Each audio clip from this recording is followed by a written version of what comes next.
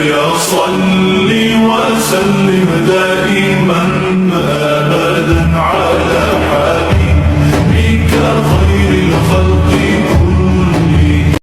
আসসালামু আলাইকুম, আশা করি সবাই ভালো আছেন। আমিও ভালো আছি।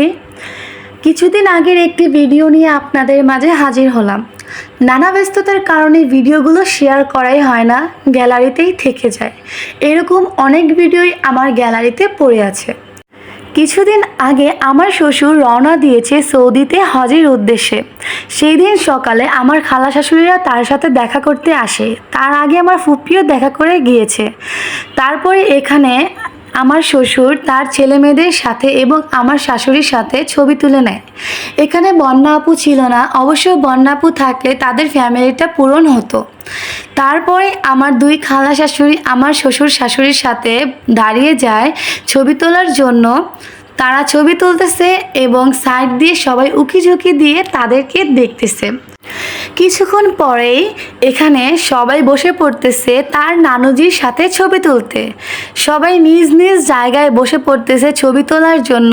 তারপরে আমার ছোট খালা শাশুড়ির মেয়ে এখানে বসে পড়লো, সবাই একসাথে ছবি তুলে নিল। আর এখানে ওরা ওর নানুজির সাথে মজা করতেছে। আর এখানে এক একজন এক একটা ফোন দিয়ে তাদের ছবি তুলতেছে। তাদের ছবি তোলা শেষে আমি আর আমার জালও ছবি তুলে নিয়েছিলাম। সবার সাথে ছবি তোলা শেষ হলে এখন রওনা দেওয়ার পালা। রওনা দেওয়ার আগে আশেপাশে বাসার সবার সাথে আমার শ্বশুর দেখা করে নিচ্ছে এবং তাদের সাথে কথা বলে নিচ্ছে। তারপরে সে বাহিরের দিকে হাঁটতে শুরু করে দিল। আসলে সবাই কিন্তু হজ করতে পারে না, সবার ভাগ্যেই হয়ে ওঠে না। দোয়া করি আমার বাবা মাও যাতে হজ করতে পারে, আমার শাশুড়িও যাতে হজ করতে পারে। বাইরে বের হওয়ার পর দেখি তার সাথে দেখা করতে এলাকার মানুষজন এসে দাঁড়িয়ে আছে। তারপর সবার সাথে সে কথা বলতেছে। তারপর সে বসে পড়েছে সিএনজিতে।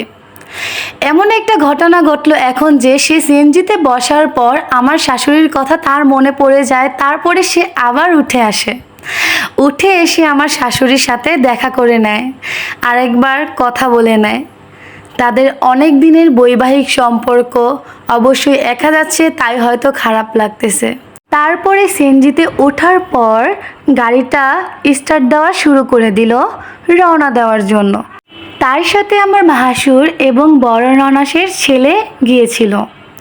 সেখানে আমি বলেছিলাম তুমি কিছু ভিডিও নিয়ে এসো। তারপরে এখানে দাঁড়িয়ে আছে তারা হাজি ক্যাম্পে। সেখানে নাকি 6 থেকে 8 ঘন্টা আগে থাকতে হয়। তারপরে রাতের 11:30 বাজে তার ফ্লাইট। সবাই তার জন্য দোয়া করবেন যাতে সে সুস্থভাবে ফিরে আসতে পারে। আজকের ভিডিওটি এই পর্যন্তই। ভিডিওটি ভালো লাগলে অবশ্যই লাইক, কমেন্ট এবং শেয়ার করে দিবেন। আমাদের চ্যানেলটিকে সাবস্ক্রাইব করে না থাকলে অবশ্যই সাবস্ক্রাইব করে দিবেন। আল্লাহ হাফেজ, আসসালামু আলাইকুম।